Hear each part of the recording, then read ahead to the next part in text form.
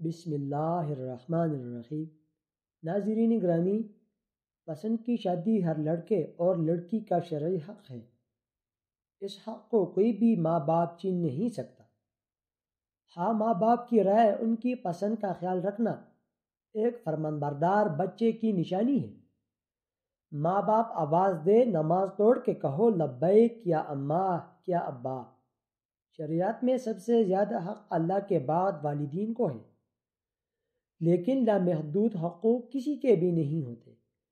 کسی بھی ماں باپ کو یہ حق نہیں کہ وہ بچوں کی مرضی کے بغیر ان کی شادی کہے اور کرا دے۔ یہ کیا ظلم ہے بچوں پر بنا پوچھے شادی کے فیصلے کر کے سنا دینا۔ اسلام یہ بھی حق نہیں دیتا ماں باپ کو۔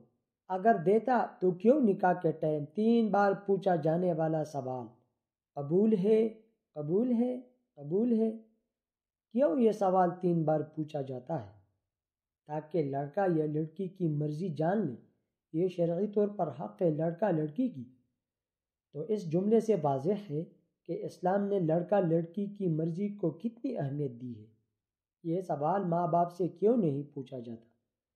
دستخط ماں باپ کے کیوں نہیں لی جاتی؟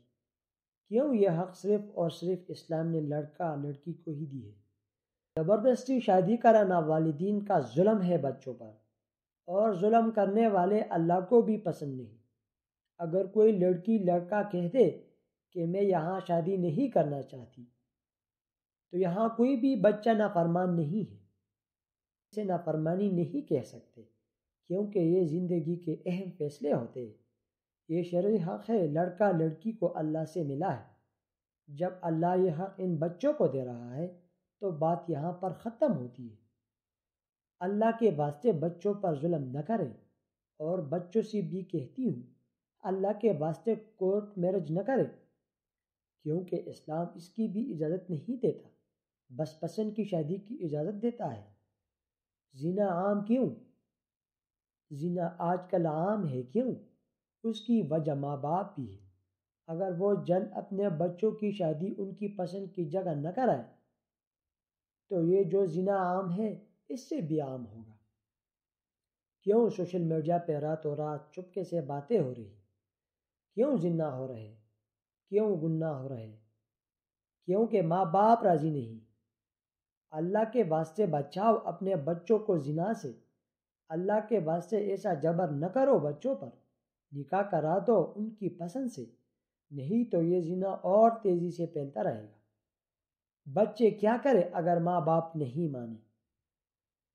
ان بچوں سے بھی کہتی ہوں نہ گھر سے بھاگ جائے، نہ کورٹ میرج کرے، بلکہ کوشش کرے اپنے ماں باپ کو منانے کی، اور جس سے محبت ہو رابطہ کرنے کے بجائے جس سے ماں باپ بھی غصہ ہوتے ہیں، اور اسلام بھی بات کرنے کی اجازت نہیں دیتا۔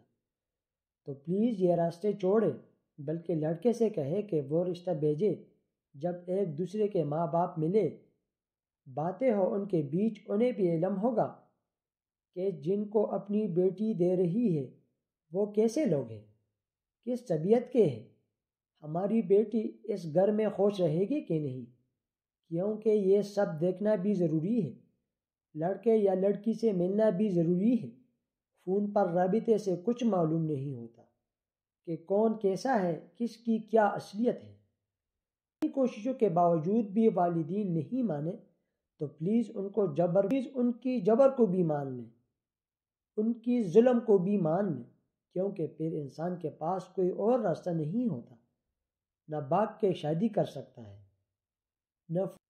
نہ فون پہ مزید رابطے، پھر بس 2 بول قبول کرنے ہوتے ہیں۔ ماں باپ کی بات کا حکم رکھنے سے اللہ پاک بھی آپ کے اس 2 بول کے قبول کرنے پر اپنے شوہر بیوی کے لیے محبت پیدا کرے گا، کیونکہ کئی بار ایسا بھی ہوتا ہے ہماری چوائس شاید غلط ہو اور ماں باپ کی صحیح ہو۔ جب ماں باپ نہیں مانے پھر کوئی اور راستہ ہی نہیں، سب حرام راستے ہیں۔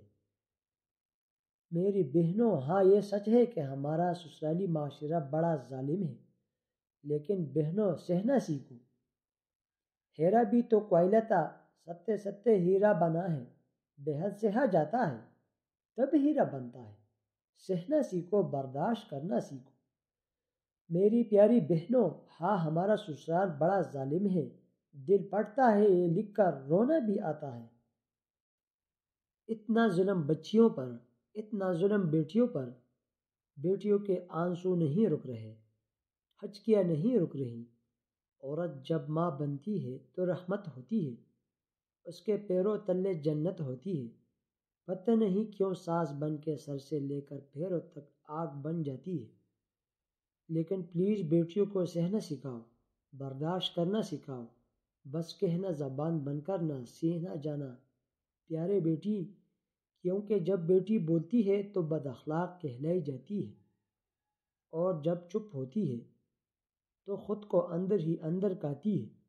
لیکن گھر بسانے کے لیے کرنا پڑتا ہے، بس آگے بڑھو، اور آگے بڑھنے کا ایک ہی راستہ ہے، اپنے لب سے لو بس ستے جاؤ، ستے جاؤ، اللہ کی قسم عزت تمہارے غلام بن کر آئے گی، تاج تمہارے سر پر سجایا جائے گا، اللہ کی رضا کا تاج تمہارے سر پہ سجایا جائے گا۔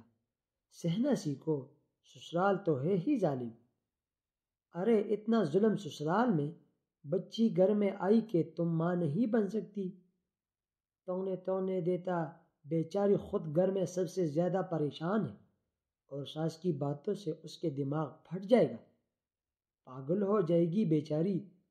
تم بانجھ ہو، تم بچہ پیدا نہیں کر سکتی، تم بیمار ہو، کیا یہ باتیں صرف عورتوں کے حصے میں ہے؟ مرد کے نہیں؟ ہر چیز پر عورت کو الزام، اتنا ظلم، جب ایک بچہ ہوا تو دوسرا کیوں نہیں؟